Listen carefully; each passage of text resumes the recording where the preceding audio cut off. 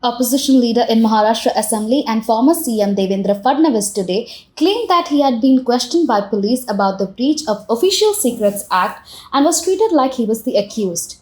Fadnavis made the claim at a press conference after a 2-hour interrogation by Mumbai police. He also said that he could continue to expose the black deeds of the state government. He also alleged that the inquiry was being held under the duress due to the questions raised by him in the House. Fadnavis had earlier informed the Union Home Secretary about transfer scam in the state. The CBI is investigating the scam. The former CM had earlier claimed that the state government has suppressed the report of the scam. Fadnavis also said that the state government had not taken any action in the matter even after he raised it. If the state government had inquired into the matter in time, it would have been necessary to question me, he said. Earlier, the Mumbai police had sent me a questionnaire in this case. However, there was a big difference between the questionnaire and the questions asked today, said Devendra Fadnavis. The questions asked by the police today were intended to check whether I could be made an accused or co-accused in this case. The police's narrative is that I violated the confidentiality law belonging to the police. Following my allegations, the court has ordered an inquiry into the matter. Fadnavis said the Whistleblower Act should apply on him.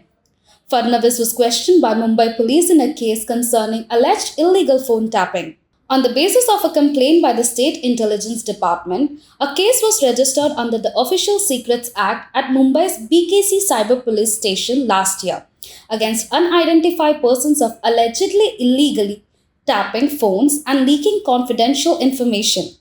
Even before the FIR was registered, the then Maharashtra Chief Secretary Sitaram Kunte had in his inquiry report accused IPS officer Rashmi Shukla of leaking the confidential report. The IPS officer, who was granted interim relief from arrest by the Bombay High Court on Friday, has been accused of illegally tapping the phones of politicians and senior officials when she was chief of the State Intelligence Department. Take a look at what Mr. Fadnavis had to say. आज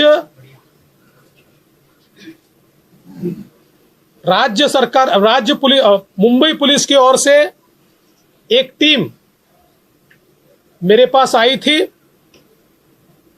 23 मई 2021 को महाराष्ट्र में हुए तबादले घोटाले के कागजातों को मैंने केंद्रीय गृह सचिव को सौंपा था।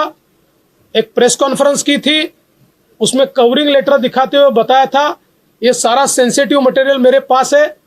महाराष्ट्र में करोड़ों रुपए का तबादला घोटाला हुआ है और इसके कागजात मैं केंद्रीय गृह सचिव जी को सौंप रहा हूं।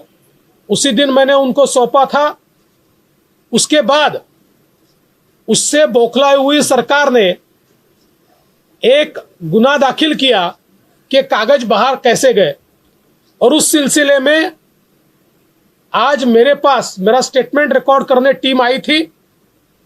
मैंने उस टीम को सारा जवाब दिया है। इससे पहले उन्होंने मुझे एक क्वेश्चनायर भेजा था, लेकिन आज जो टीम आई थी उसने उस क्वेश्चनायर की जगह, जो क्वेश्चनायर बिल्कुल एक साक्षी की तरह था, उसकी जगह एक ऐसे क्वेश्चनायर को लेकर वो आए थे कि जिसमें उनका मंसूबा मानो मैंने ही ऑफिशियल सीक्रेट एक्ट का उल्लंघन किया हो और मैं ही आरोपी हूं, इस प्रकार के सवाल मुझसे पूछे गए।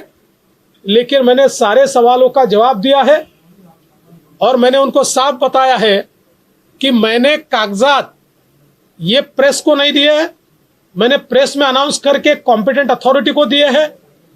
राज्य सरकार के पास 6 महीने तक घोटाले के रिपोर्ट था, उसको दबाकर राज्य सरकार बैठी थी। मैंने उस रिपोर्ट को बाहर निकाला, तो बाहर निकलने के बाद मैं उसको राज्य सरकार को तो सौंप नहीं सकता था क्योंकि वही घोटालेबाज थे, इसलिए। और चूंकि उसमें आईपीएस अधिकारियों के नाम थे और आईपीएस अधिकारियों की कॉम्पिटेंट अथॉरिटी ये केंद्रीय गृह सचिव है, इसलिए मैंने सारी चीजें केंद्रीय गृह सचिव को सौंपी और इसलिए इसमें ऑफिशियल सीक्रेट एक्ट का संबंध ही नहीं आता। उल्टा मैं तो विपक्ष का नेता हूं, मुझे तो प्रोटेक्शन है ही, बावजूद उससे एक सामान्य नागरिक के तौर पर भी विसल ब्लोअर्स प्रोटेक्शन एक्ट के तहत मैं विसल ब्लोअर हूं। मैंने विसल ब्लो की है इस घोटाले के ऊपर जिसमें करोड़ों रुपए तबादले के लिए लिए गए। और मैंने उनको ये भी कहा कि अगर सरकार को या पुलिस को ऐसा लगता है कि कोई सीक्रेट डॉक्यूमेंट बाहर गए हैं तो उन्होंने कार्रवाई मंत्री नवाब मलिक पर करनी चाहिए, क्योंकि ट्रांसक्रिप्ट्स जो मैंने केंद्रीय गृह सचिव को सौंपी थी उनको पत्रकारों को उसी दिन देने वाले मंत्री नवाब मलिक थे और उनके साथ एक और 2 मंत्री थे। इसलिए मैंने बहुत स्पष्ट शब्दों में सारी चीजों का जवाब दिया है।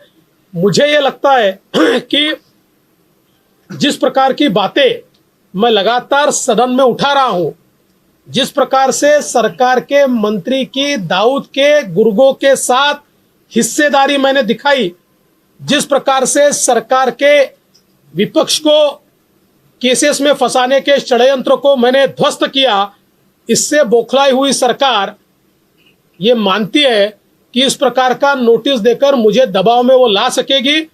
मैं तो जनता का काम कर रहा हूं, मैं तो भ्रष्टाचार को बाहर निकाल रहा हूं। मैं किसी भी दबाव में आने वाला नहीं हूं। मैं ये काम करता ही रहूंगा, ये काम जारी रहेगा।